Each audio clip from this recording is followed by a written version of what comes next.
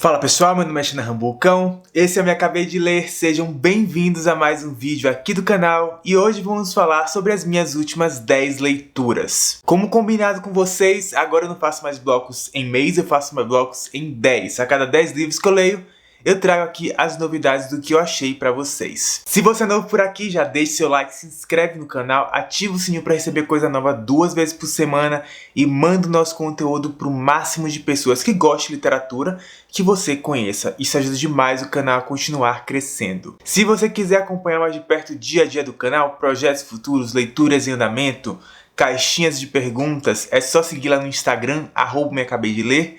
E claro, aquele aviso de sempre, se você fazer qualquer compra no site da Amazon, Americanas ou Submarino, pode ser uma câmera ou um pacote de cotonetes, é só usar o link do canal, ele tá na descrição do vídeo e receba uma pequena comissão em cima da sua compra, mas não muda em nada o valor final. Pessoal, foi nesse bloco de leituras que a minha ressaca finalmente acabou. Finalmente, graças a um dos livros que está aqui dentro. Eu li esse livro, minha vontade de ler voltou e eu voltei a ler loucamente. Graças a Deus, felizmente a coisa começou a fluir de novo. Porque sem leitura, não tem canal. Eu começo a patinar aqui sem sair do lugar. Então, felizmente, graças a um desses livros, eu voltei a ler. A seleção dessa vez está mais mista do que nunca, porque eu tenho aqui quadrinhos, eu tenho fantasia, eu tenho drama, eu tenho um pouco de comédia. Eu tenho muita coisa diferente aqui, eu acho que vocês vão gostar do que eu vou falar com vocês. O primeiro livro que eu trouxe aqui pra vocês foi o primeiro livro da série The Witcher, O Último Desejo, do Andrzej Sapkowski. Talvez vocês não saibam, mas eu tenho a série The Witcher inteira aqui. Ela fica atrás de mim, aqui atrás, ó, esse preto aqui. E ela nunca parece que eu fico bem na frente, mas eu tenho a série inteira e até hoje eu não tinha começado. Bem, resolvemos essa parte. Em The Witcher, acompanhamos Geralt de Rivia, um bruxo treinado desde a infância para matar monstros. E nesse livro especificamente não acompanhamos o caminho normal de um livro. Na verdade, eles são vários contos, uma grande coletânea de contos de aventuras de Geralt enfrentando monstros. Esses contos são conduzidos por interlúdios. Entre os contos sempre tem um interlúdio que tem a mesma linha do tempo. E através de memórias de Geralt nós acessamos esses contos, que são muito interessantes. Foi um livro que eu gostei muito, eu quase dei 5 estrelas para ele. Eu não dei 5 estrelas porque em um conto eu achei que o conto ficou longo demais, mas os outros contos eram tipo super satisfatórios, sabe? Eles terminam quando tem que terminar, sem muita enrolação, mas por esse um conto eu acabei tirando meia estrela. Se você é o tipo de pessoa que gosta de contos, é um excelente livro pra você e acho que ele cumpre muito bem o papel que ele se propõe. Pra quem é fã de fantasia, esse livro é um prato cheio, porque ele reúne ali os melhores e maiores elementos de fantasia como se fosse uma grande coletânea. Nós temos tudo: fadas, elfos, monstros, feitiços, bruxaria, maldições, luta, belas cenas de luta. É um ótimo livro para começar a série. Eu recomendo demais ler a série The Witcher. Eu acho inclusive que é bem provável que o livro seja melhor do que os jogos e melhor do que a série de TV. Eu mal posso esperar para pegar o segundo livro. Eu não tenho nenhuma previsão de quando eu vou pegar ele, mas certamente vai ser esse ano ainda, porque a leitura é muito fluida e muito fácil. O segundo livro não é um livro, ele é um quadrinho coreano que é On or Off. Como vocês podem ver, é um quadrinho todo colorido, diferente dos mangás, por exemplo. Essa é uma característica dos quadrinhos coreanos, eles são coloridos e as feições dos personagens são muito mais adultas do que aquele fofinho que vemos nos mangás. É importante falar para vocês que esse quadrinho é 18 anos, ele é completamente explícito. Ele não nos poupa em linguagem, ele não nos poupa em visual, tudo está ali na sua cara o tempo inteiro. Ele conta a história de um grupo de tecnologia que está desenvolvendo um jogo para tentar vender esse jogo para uma empresa. Só que o representante do grupo que vai vender o jogo faz uma série de besteiras que acaba impossibilitando que o jogo seja até avaliado. Entretanto, esse mesmo representante faria tudo para que esse projeto fosse avaliado. E quando eu digo tudo, é tudo mesmo. Se você não entendeu ainda, é um quadrinho hot. Boys love. Super hot. Bem na cara. Pornozão. A história é muito legal, as cenas são muito legais, Mas mais uma vez, 18 anos, tá, gente? Eu gostei demais, foi o quadrinho que eu mais gostei desse ano. E se você tem 18 anos, eu super recomendo. Inclusive ele tá esgotado na Amazon. Acho que você só acha no site da New Pop, que é a editora deles. Ah, por sinal, eu já comprei o volume 2 na pré-venda, do tanto que eu gostei. O terceiro e o quarto itens dessa lista aqui são a dobradinha, que é Joy e Joy Second. Esses sim são mangás lidos de trás pra frente, em preto e branco, produzidos no Japão, como os mangás normalmente são. Ambos são boys love, e ambos têm idades avançadas. O Joy é 16 anos e o Joy Second é 18 anos. Nenhum deles é 100% explícito, como nos mangás normalmente acontece. Eles tampam as coisas, mas eles fazem muitas insinuações sobre determinados temas, inclusive assuntos bem específicos. O Joy conta a história de um mangaka, eu acho que é assim que fala, gente. Se eu estiver falando errado, me desculpem, que é uma pessoa que desenha, que cria histórias em mangá. E seu assistente, o seu assistente é gay. O mangaka não sabe que é gay, não se sente assim ainda, não sente atração por homens ainda. Até que ele recebe uma encomenda para fazer um mangá gay, e aí ele acaba pedindo informações e dicas para o seu assistente, e aí a coisa desenvolve e vai dar em outro ponto. O Joy Second é apenas o desenvolvimento do relacionamento deles depois. Eles não dependem um do outro, tá? Para você ler Joy Second, é interessante que você leia Joy, mas se você só ler Joy, você não precisa ler Joy Second. Ele não é necessário. A história sozinha já é suficiente. Eu gostei de Joy, não tanto assim, eu achei umas coisas bem estranhas, algumas coisas meio limitadas talvez, na mentalidade. E Joy Second eu já não gostei muito, sabe? Eu achei assim, ok. Eu achei que ele caiu numa zona que nós vemos muito facilmente por aí. Então, foi bem mista a minha experiência com a série, infelizmente. Eu comprei Joy, eu gostei de Joy, comprei o Joy Second e aí a coisa não funcionou tão bem quanto eu queria. Mas tudo bem, é a vida, as coisas acontecem assim. Eu recomendo Joy Second, só se você gostar muito de Joy e quiser saber um pouco mais da história dos dois. Seguindo as minhas leituras, eu peguei para ler o livro aclamado, falado, que todo mundo ficou comentando por meses, talvez mais de ano aqui no Brasil, que é A Vida Invisível de Adi LaRue, da V. Schwab. Mas Shanahan, você vai chamar ela de Adi em vez de Ed? Sei lá, gente, ela é francesa, né? Adi LaRue é uma jovem de um vilarejo do interior da França que não quer seguir a vida padrão de se casar com um homem abusivo, ter filhos, cuidar da casa e ver a sua vida passar diante dos seus olhos enquanto o mundo continua andando. Ela quer viver mais, ela quer ter uma vida que importa, ela quer fazer coisas que tenham impacto em algum lugar. Ela quer sair do simples. E prestes a se casar contra a sua vontade com um homem mais velho, Adi, ou Ed, faz um pacto com um ser sombrio, um deus da noite. Nesse pacto fica meio que combinado que ela vai viver a vida dela inteira, uma vida imortal, até o dia que ela se canse da vida dela e ceda o espírito dela, a alma dela, para esse demônio. O plot twist do pacto dela é que ninguém lembrará dela. Quando ela fecha uma porta, quem estava lá dentro não lembra mais que ela sequer existiu. E nisso acompanhamos a vida de Ed por centenas de anos, por séculos. É muito interessante vê-la passando de tempos em tempos, anos vão se passando e você vai notando quanto ela vai se desenvolvendo e aprendendo com relação às coisas da vida dela durante esse tempo. É uma personagem super rica, super carismática. Você sente as coisas que ela está sentindo justamente pela calma, pela tranquilidade que a V. Schwab constrói a personalidade dela. O vilão é extremamente carismático, para mim um dos pontos altos do livro, um dos maiores méritos da V. Schwab foi construir esse vilão que para mim é excelente. Ele tem motivação, ele tem profundidade, ele tem carisma, ele seduz o leitor. É uma narrativa mais lenta, tá? Não é um livro para todo mundo, isso é um fato. É um livro que tem uma narrativa bem lenta. Ele tá contando a vida inteira de uma pessoa de 300 anos. tenha calma. Se você gostar desse tipo de narrativa, vá fundo, mergulhe. É um livro para você. Ele é belamente escrito, quase poético em alguns momentos. A Avi Schwab levou muito tempo escrevendo ele. Ele tem um lugar muito profundo no coração dela e da história da vida dela. Se você pesquisar um pouco mais, você vai entender o que aconteceu aqui. Mas é um livro muito pessoal e muito intimista da autora. Para mim, o livro não é perfeito.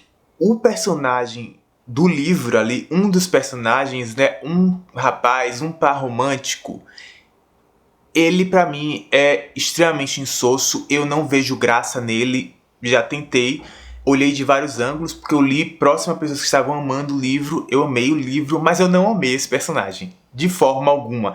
Quando você coloca todos os personagens lado a lado, e você coloca esse personagem com o destaque que ele tem,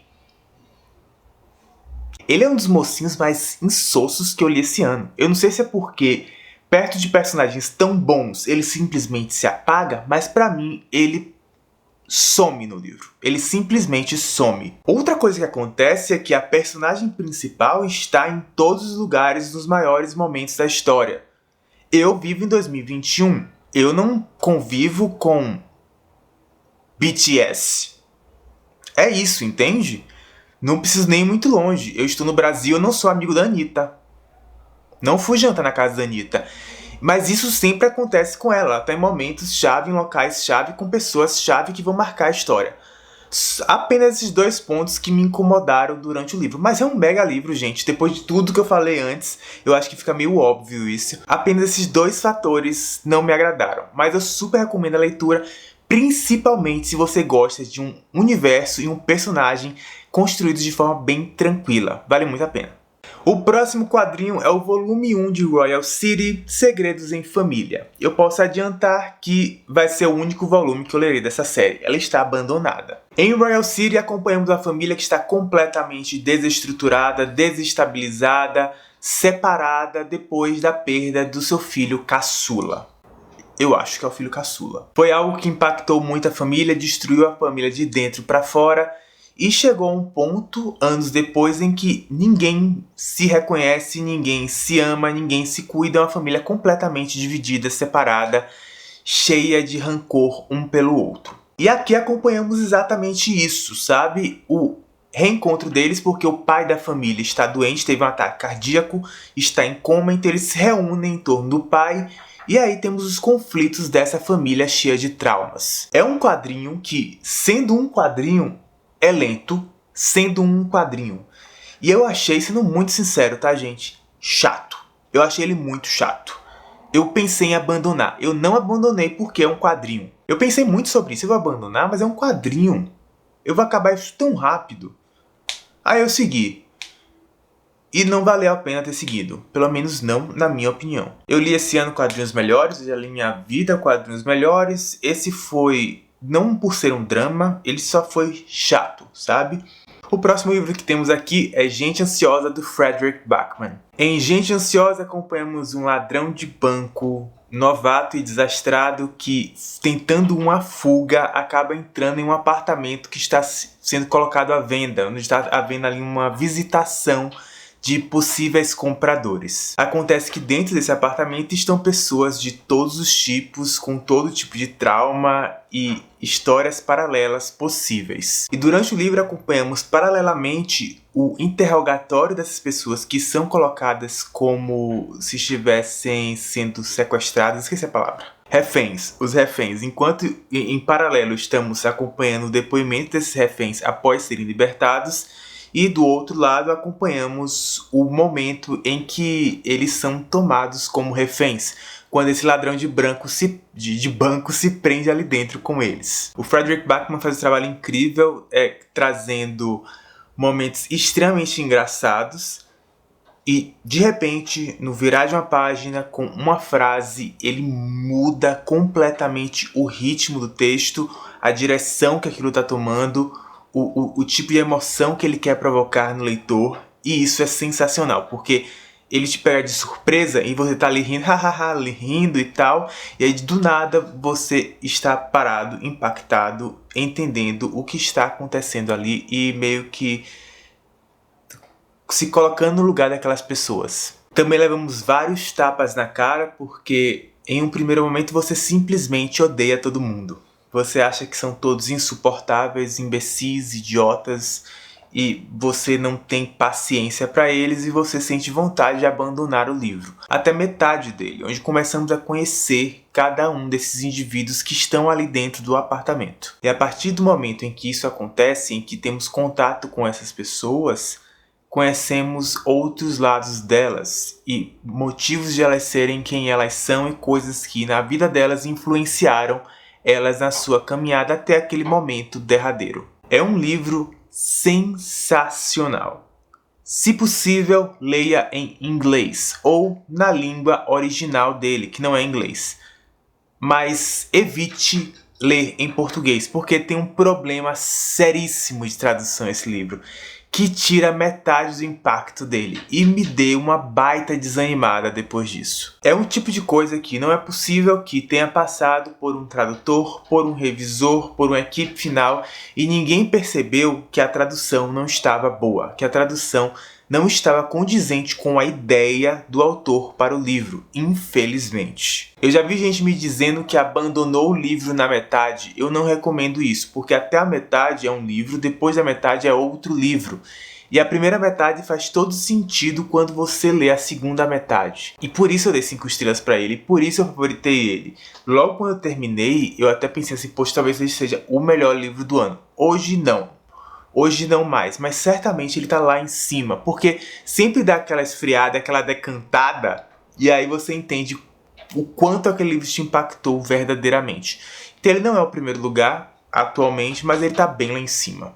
O próximo livro aqui é O Peso do Pássaro Morto, da Aline Bay. Nesse livro acompanhamos a história de uma mulher da sua infância até a sua morte, contada de uma forma extremamente única numa escrita singular pela Aline Bay. É uma pessoa que sofre muito durante sua vida, onde ela tem apenas perdas desde a infância, é perda em cima de perda em cima de perda, que marca a vida dela e transforma a vida dela numa grande tragédia. Essa é a verdade. Para mim, o ponto alto desse livro é a escrita. É justamente a escrita da Aline Bay, a forma como ela coloca o texto, os detalhes na escrita dela, o ritmo da escrita dela é muito bom, é muito envolvente, ele encanta o leitor verdadeiramente. Eu não sei se foi a expectativa que eu criei em cima do que as pessoas falaram. Me disseram que seria o livro de minha vida, me disseram que eu ia chorar horrores, me disseram que eu ia ficar dias sem conseguir ler mais nada, porque foi algo que me impactou demais, mas simplesmente não foi o que aconteceu. Eu terminei de ler e eu olhei, ok, é um bom livro, é um livro muito triste, mas não me impactou como as pessoas me disseram que iria me impactar. Essa é a verdade. O próximo livro que eu li, que talvez seja o melhor livro desse ano, é A Quinta Estação, da N.K. Jemisin. Nesse livro acompanhamos 3 personagens principais, 3 protagonistas em diferentes estágios da vida, e elas estão no mesmo lugar, um continente que fica em cima de várias falhas geológicas onde existem 5 estações: verão, outono, inverno, primavera e a quinta estação, a estação da morte, que é quando as falhas geológicas ali naquela região começam a entrar em movimento, que é praticamente sempre. Essas 3 personagens são orogênios. Orogênios são pessoas que têm contato com a Terra e conseguem controlar os elementos da Terra. E essas pessoas são as únicas que conseguem acalmar o solo de forma a o império onde elas vivem continuar de pé. Sem os orogênios, o mundo não existiria como eles conhecem, porque eles são a grande barreira entre o mundo e a destruição. Mas esses orogênios são odiados. Pense nos X-Men, como eles são caçados e as pessoas tentam simplesmente destruí-los. É mais ou menos o que acontece com esses orogênios. E aí temos esse conflito. Por um lado, a sociedade precisa deles. Por outro lado, a sociedade simplesmente odeia eles, tem nojo deles e às vezes até mata eles quando eles são crianças ainda fora de controle, em vez de tentar guiá-los para um caminho de controle dos seus poderes, das suas emoções. É uma fantasia adulta, tem gente que fala que é uma ficção científica, distopia. Não, é uma fantasia de ponta a ponta, gente. Tem ficção científica ali, Distopia, eu realmente não consegui sentir essa distopia ali dentro. Ficção científica tem porque você precisa ter elementos científicos para dar um embasamento para essa fantasia, o que é muito interessante porque enriquece o sistema mágico do livro, enriquece tudo que está ali, toda aquela cultura que se baseia em cima disso, nas falhas geológicas e nos problemas que o choque entre elas pode causar. É um livro belíssimo, de uma riqueza de detalhes, de aprofundamento de personagens, de sistema mágico, de universo, de cultura. É imensa, impressionante, surreal. É de um nível assim, não à toa. A autora ganhou 3 prêmios Hugo, que é o Oscar, né, da ficção científica e da fantasia por 3 anos seguidos. O primeiro para a Quinta Estação e os outros 2 em anos seguidos pelos 2 últimos volumes da trilogia. Inclusive, eu já estou lendo, marcador aqui, o segundo volume da trilogia, porque eu vou trazer nesse canal a trilogia completa em um vídeo só, porque aí eu não fico devendo outros livros, as pessoas ficam procurando. Então eu vou colocar tudo em um vídeo só, sem spoiler. Talvez seja o melhor livro desse ano. A experiência que eu tive com ele foi surreal. Eu recomendo pra todo mundo. Ele não é falado o suficiente. Se ele foi falado foi há muito tempo e não é falado mais, mas precisamos falar de coisas boas. Isso é uma boa fantasia para qualquer pessoa. Ah, por sinal, se você começar com ele e sentir que o livro é difícil, continue. Porque ele é difícil nas primeiras 40 páginas, porque a autora simplesmente te joga dentro do mundo, ela não te avisa, não te explica. Você vai aprendendo junto com o livro. Isso é muito bom, porque você se desenvolve junto com ele. É um mega livro, gente. Não desista nas 40 primeiras páginas, ele é um livro absurdo, apesar delas. E o último livro que eu tenho aqui foi um livro que vocês queriam que eu falasse desse livro. Vocês pediram pra eu falar desse livro. Mas eu acho que vocês vão ficar decepcionados, porque acabou que eu gostei do livro. Eu estou falando de Corte de Espinhos e Rosas, da Sarah J. Maas. Nesse livro acompanhamos Farah, uma humana que está caçando no inverno na floresta para dar comida à sua família, suas 2 irmãs e seu pai. E aí ela vê um pequeno cervo e ela vai matar esse cervo, mas um grande lobo do tamanho de um cavalo aparece e ela mata o lobo e o cervo. Porque, né, vamos fazer aqui, dar um jeito nisso, porque se ela matar o cervo, o lobo vem pra cima dela. Se ela matar o lobo, o cervo vai embora, então ela vai lá e resolve os 2. O que ela não sabia era que o cervo era um feérico. Existe um tratado secular entre humanos e feéricos de não ataque, sabe? De paz. De não ataque é ótimo. Então outro feérico aparece e demanda a vida dela, levando ela com ele para dentro das terras dos feéricos. Uma vida por outra vida. Lá ela começa a viver nesse ambiente incrível, fantasioso, mágico, belo, onde não há fome, mas existe uma praga que está assolando os feéricos e pode se tornar uma possível ameaça para os humanos. Pelo lado positivo do livro, temos a escrita de Sarah J. Maas, que não é segredo para ninguém o quanto eu sou fã, o quanto eu gosto da escrita dela, o quanto ela me envolve. Temos personagens carismáticos, tanto os principais quanto os secundários, tanto até aqueles que nem aparecem tanto no livro, mas você lembra deles. Temos um universo que ela começa a construir, que ainda falta muita coisa, mas você entende que é um universo bem amplo, que como é uma série ela vai ter muita coisa ainda para desenvolver, muita coisa para explorar, muita coisa nova para trazer para o leitor, e isso é muito interessante. Você sente vontade de continuar lendo a história depois que você termina o livro. Ao contrário do que muita gente me disse, eu achei um livro muito fluido, para os padrões da Sarah J. Maas, que segura tudo até o final. Existem bolsões de ação e de coisas acontecendo, coisas importantes acontecendo no meio do livro. Lembrando que é um romance. Antes de tudo, ele é um romance. Ele é um romance em fantasia, mas ele é um romance. Então, quando coisas românticas, pontos românticos importantes acontecem, ainda são pontos importantes. Não é só enrolação. Apesar de eu não me importar muito com o casal como um todo, não acho que ele funcionou tão bem pra mim. Tem outro personagem que eu gostei muito mais. Mas assim, ela desenvolve bem o relacionamento deles. Não tem como dizer que não desenvolve. Eu simplesmente não gostei do Tamlin. E aí temos os 2 piores pontos pra mim. Tem o Tamlin, que é um ponto ruim, mas ele não está entre os 2 piores pontos. O pior ponto pra mim, sem sombra de dúvidas, é a Amaranta. A Amaranta é a vilã do livro. E ela é a pior vilã que eu leio desde sempre, eu acho. Provavelmente. Ela é uma vilã da Disney levada à milésima potência, com uma carga de burrice elevada à milésima potência também. Porque a Amaranta poderia resolver as coisas assim, mas não, ela... Eu não entendo o que ela faz. Você já leu? Faz algum sentido pra você o que essa vilã fez no final? Não faz o menor sentido pra mim. Ela é ridícula. A vilã é ridícula. Meu Deus, que vilã ruim. E uma das coisas que a vilã faz é uma charada, tá? E aí quando eu li a charada, eu pensei em uma resposta que pra mim seria muito óbvia. Eu pensei assim, não. A autora tá colocando isso como se fosse pra enganar o leitor. Ela vai colocar uma coisa como se fosse muito óbvia e no final não vai ser nada daquilo. E aí no final do livro, a Feyre vai responder essa charada. E você pensa, você não vai responder isso, né? Você não vai responder o que eu acho que você vai responder. Se você responder o que eu acho que você vai responder, eu largo esse livro agora. Aí ela vai lá e responde que você tinha certeza que ela ia responder. Enfim, gente. É um livro de altos e baixos, mas é um universo agradável, um universo interessante, engajante. Eu vou continuar a história, me disseram que o segundo livro é muito melhor e eu mal posso esperar por ele. Então é isso, pessoal. Esses foram os 10 últimos livros que eu li aqui pro canal.